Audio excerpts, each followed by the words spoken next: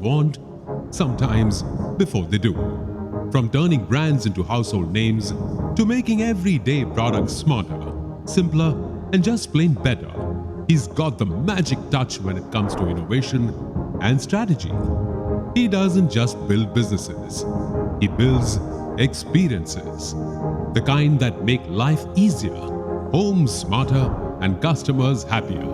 With over 2 decades of leadership across tech and consumer brands, he's proof that when innovation meets intuition, great things happen. And when he's not shaping the future of home solutions, he's mentoring future leaders, proving that success isn't just about what you create, but also about who you inspire. So let's give a big warm welcome to the man who makes great ideas happen, Mr. Gulbahar Taurani. I would now request Mr. Gulbahar Taurani to address the gathering.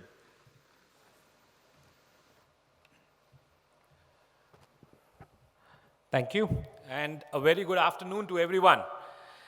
I know, it's been almost 1, now it's 1, and everyone would be feeling a little hungry, and I think I am the person between the lunch and all of you, so I will not take much of your time.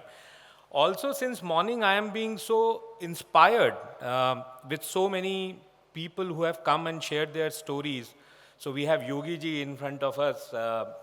Yogi ji, your speech definitely tells me that our journey from India to Bharat has begun. So I see a lot more emphasis on Bharat. I thought that I had a life story which was inspiring, but when I heard the story of Dr. Palani Velu, I think, nothing can match that, okay? Then we had Mr. Sharma, who threw so many numbers that, I feel that if I will tell you about the revenue of the appliances that I do, it will not do justice to the audience. So I thought, what should I do? I had some plans already, but I thought, okay, let me do something which will help the audience because I see it's a combination of some young entrepreneurs, some students, some new corporate employees, and Swamiji, your mantra of don't be a knocker, but even when you are an employee, you can actually be an entrepreneur in your mindset and contribute to the organization. So I thought, let me take you through the process that has helped me, okay? And you can take bits and pieces of it if it helps you, or otherwise, you can just bear with me for, I had 10-15 minutes to share my experience. The entire mantra of today's IMA Conclave is, actions actualize accomplishment. कर्म प्रधान देश हैं हम. बहुत बार कहा जाता है कर्म ही धर्म है. Swami ji corrected that sat karm jaruri hai along with karm. So thank you for that. But I think in my philosophy, yes, actions actualize accomplishment because only thinking will not help you reach anywhere. But is thinking not required? No, it is very much required. And as I start speaking, I see Dr. Rai coming in, and he being from a management guru, he would actually agree with me that process is very important for even any type of madness. We are a country of variety. We are a country wherein there is variety in every 1 kilometer of distance. That variety is our strength. Sometimes it converts into madness, but there is a method in every madness. And that's why I would like to share with you that I have a simple process of, because we were talking about customer experience, I have a very simple process of keeping my thoughts intact and looking at the process in a very, very segmented way. And it starts with clarity of thought. Now, a lot of people said conviction. Swamiji also said, अगर दृढ़ इच्छा है तो आप कुछ भी प्राप्त कर सकते हैं. पर स्वामी जी, इंसान की काबिलियत की कोई सीमा नहीं है, पर हर आदमी स्वामी नहीं हो सकता, ये भी एक हकीकत है. ठीक है. तो फैक्ट ये है कि clarity of thought is very, very important. And I think this is one mantra that I have learned. And there is nothing new. What is new? Clarity of thought, बहुत सारे लोगों से आपने सुना होगा. But clarity of thought means clarity of thought. That means that we need to be honest with us and ask the question why. So customer experience is important for me, but why? And if we don't get the answer of why, don't stop. Because what happens is we stop. We believe, and for example, there are students here, there are freshers here who want to become engineers or who want to do MBA or who want to join a corporate world, but why? What is that? Is that simple employment? There is no harm in that. But then if you are very clear that you are joining an organization for simple employment, let's be clear in our mind that we are joining it for simple employment. That's clarity. And that is what is very, very important. I have an example of an execution which is at a very, very mass scale. A few years back, a government came in India and they said they want to open up bank accounts. Okay, and bank accounts in the rural area, and we had Mr. Sharma from SBI.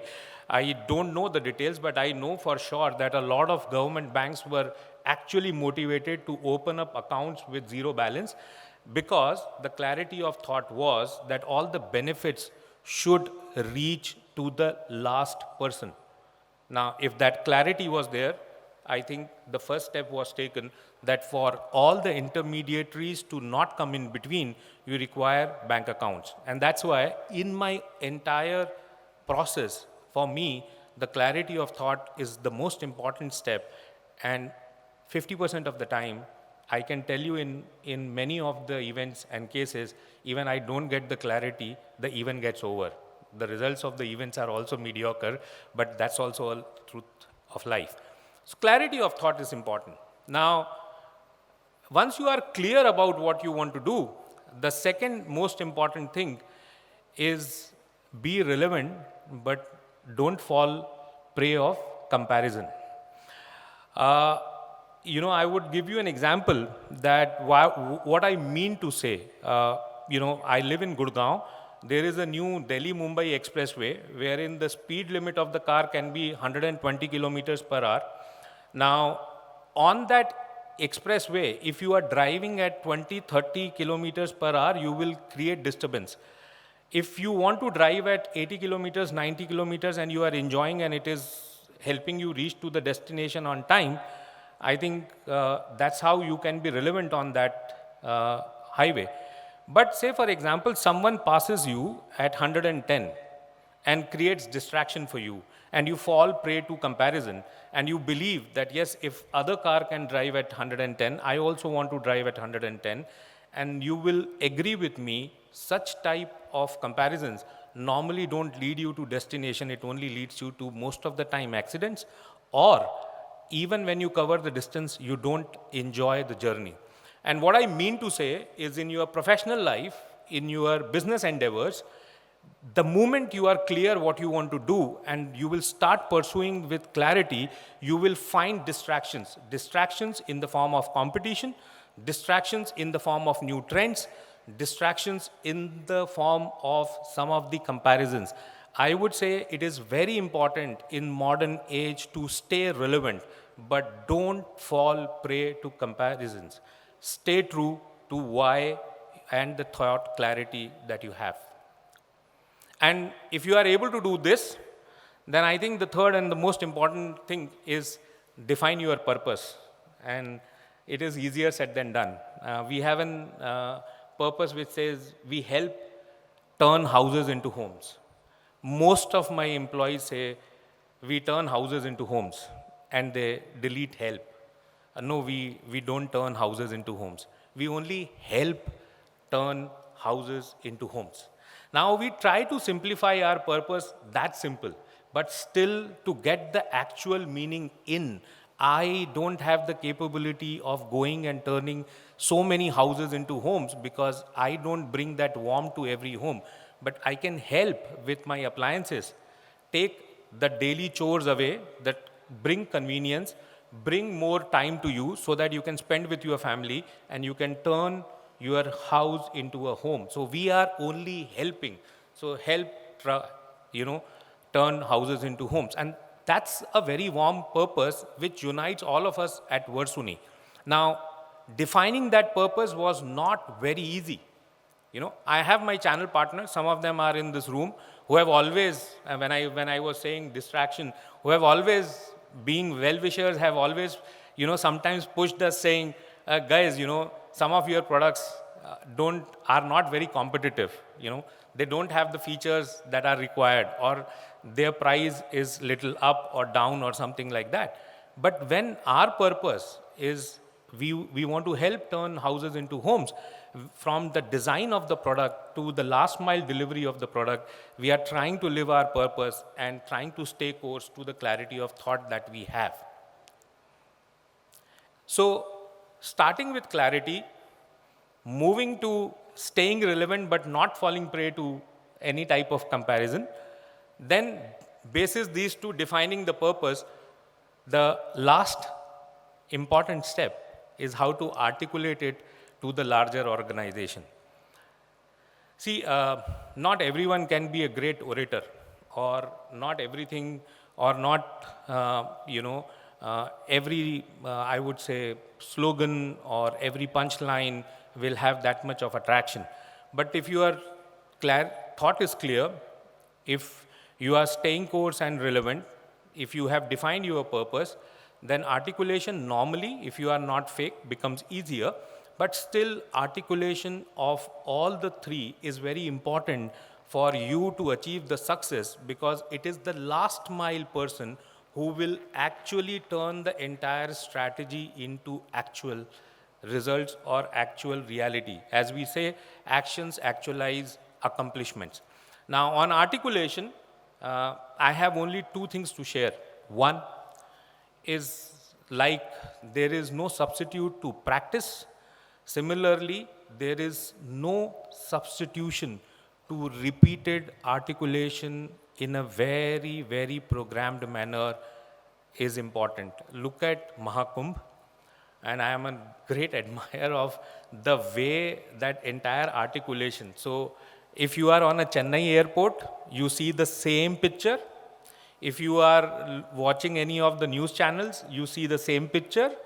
If you are reading any newspaper, you say the same picture. So consistency and repeated messaging helps that articulation reach the last mile. And the second most important thing about articulation is to actually be vulnerable and accept if there are any flaws. Because whenever you will articulate, if you are able to generate two-way communication, there is always a possibility of improving in later on.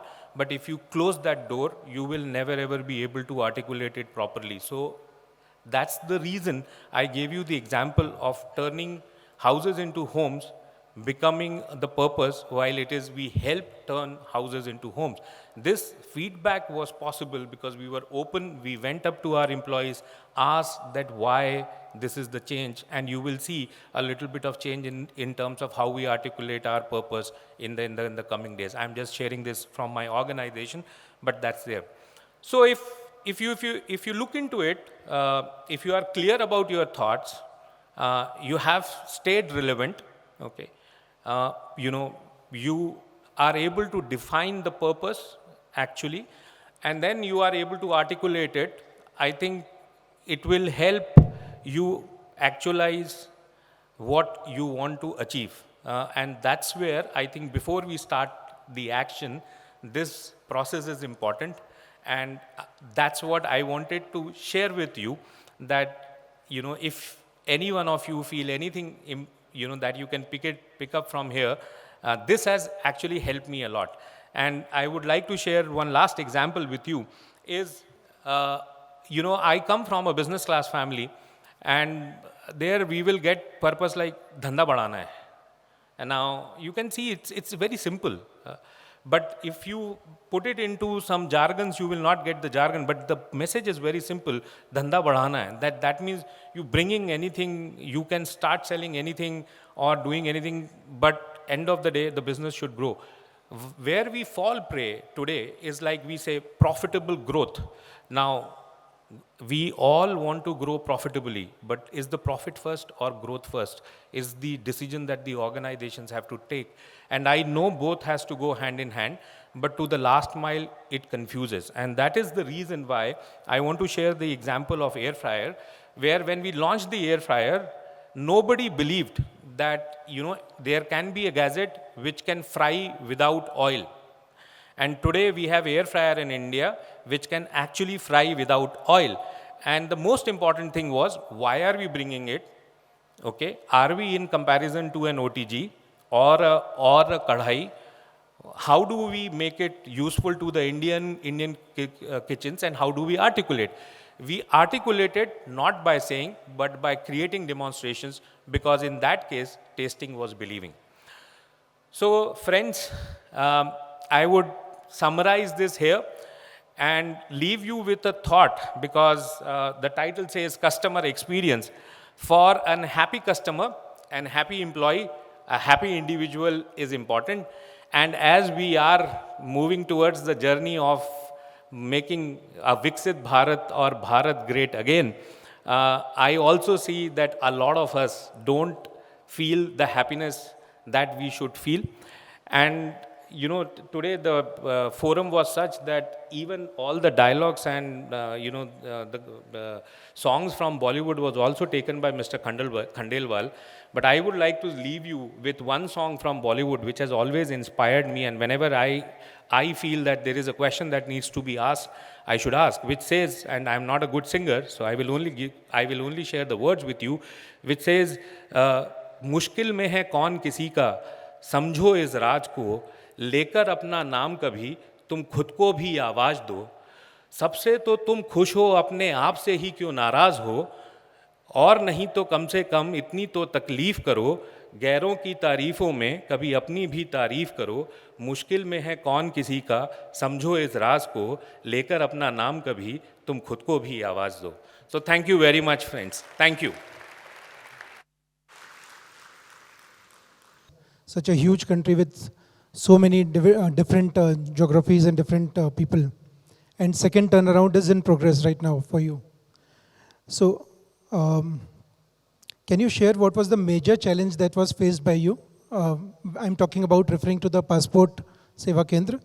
And because it was such a large-scale e-governance program, and how did you deal with that kind of a challenge?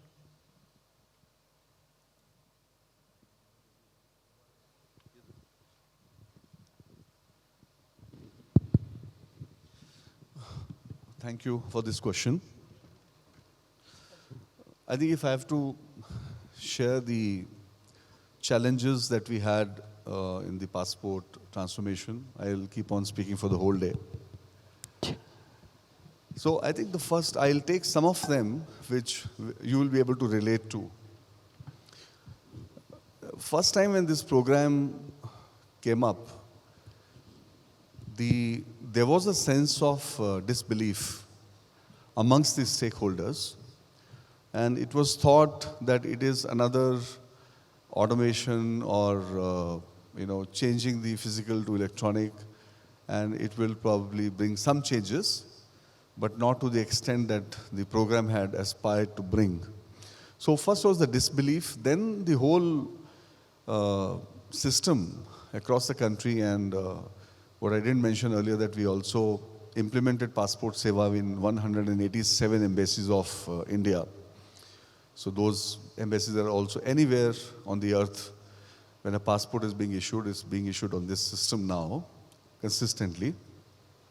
So the disbelief, and then there were so many disparate systems, applications, processes, rules, which had to be completely reimagined and aligned to the overall objective of the ministry to change the way passports were perceived by the Indian citizens. So I think those were the foundational issues. And then when we went into the program, making people aware, the employees, training them was not an easy thing, because many of the employees from the government didn't have the access or the knowledge and understanding of operating computers of high degree and the application systems which are the best in the world. So, training of course was a challenge. And then making people aware, the public. I mean, I always remember right in the beginning when we had implemented this program, I got a call, rather a lot of people used to call me and also put on social media that I went to the PSK for the passport, and when I was leaving, I was in the staircase and I got a message that your passport has gone into printing. So he said, somebody is playing a fraud. Somebody in your office is leaking the number and saying that I had, so somebody is misusing the data. But it was really happening because the way we designed the system with the centralized architecture, that when you process your application, there was nothing else to be done, and in the printing office, the passport printing facility, it was all one single system. The moment granting officer at C counter will say granted, the passport will go into printing and that message immediately will come to you. So it was happening, and it still happens in few minutes if there's no police verification required. So making people aware and give them that confidence and trust that what you are seeing, you have to believe it. This is the really new passport system. This is the reflection of a new India. That was extremely difficult. So trust me, I took, and there's also a feeling that TCS has taken over the issuance of passports, which was not the case. We were facilitating all the non-sovereign functions were being done by us, but the sovereign were being done by the government staff. So a lot of media, they publish stories in different newspapers and channels that the government of India has outsourced or completely privatized passport issuance, but it was not true. So I remember I took several journalists and the media friends, because they also didn't know fully. We took them to the Passport Seva Kendras and showed them what the process is. The final decision of issuing a passport still remained with the government of India as a sovereign function with the granting officer. So that was another thing. And eventually, I think the challenge of making people believe. So I recall when we launched our pilot in Bangalore, and we said everybody should come with an appointment, because in previous days you have 500 people standing in the morning outside the passport office. We wanted to change that behavior, so we brought in the appointment system. And people booked the appointments, every 15 minutes. So let's say 1,000 people we had to service. So each 15-minute slot will have, maybe 40, 50 citizens coming in. But nobody believed that this system will work. And when we launched this program in Bangalore, first day, there were 500 people standing outside the PSK. We told them, don't come in the morning. At 5 o'clock in the morning, they all came and stood. So it took some time to convince our own, citizens that this system will work. So that was another challenge. So for that, I probably would have visited all the cities in the country and also in the towns wherein we conducted programs to create awareness. And a lot of social media, and thanks to the media, eventually when they understood the new system, they really wrote stories about how you should, approach and access this system, and how the whole process has now been shortened, and then you have to go at the right time. It took a year and a half for everybody to believe, and eventually I think the issuance whole process went on smoothly. All the learnings and change and bringing that new philosophy, new culture, and the customer centricity in the minds and brains and the hearts and the souls of everyone, including the government department. I think everybody has done a great job. Thanks to the government of India for having that faith in TCS, that we all together could bring that change and made people believe that these challenges can be, you can overcome these challenges and deliver a program which is best in the world by any standards. Thank you.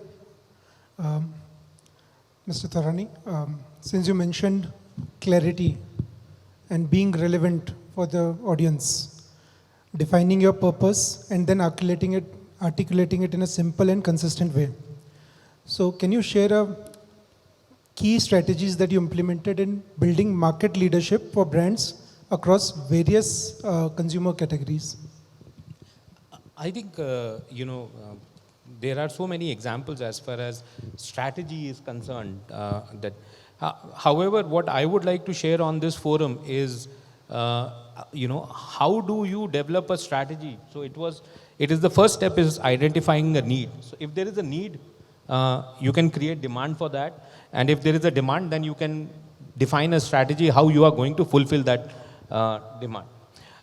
There is a simple example that, for years when I used to do consumer home visits, when I was a marketing manager, consumers used to say, ironing is a job which is very, very labor intensive.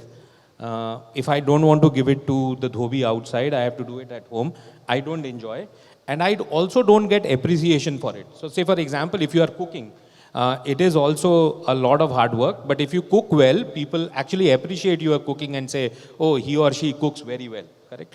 But if you iron very well, nobody appreciates you. So the entire need was, where is the convenience?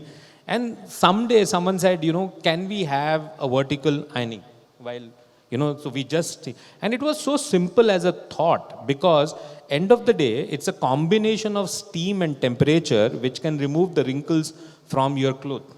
But, it took a lot of time for the, I would say, R&D team, the marketers to identify that. And what we did was, we introduced garment steamers across the globe, and we brought it to India. And for us, the strategy was very simple. Okay, it was again, how do we make, or how do we convince the consumer that vertical ironing takes wrinkles away from your clothes? Okay. So why we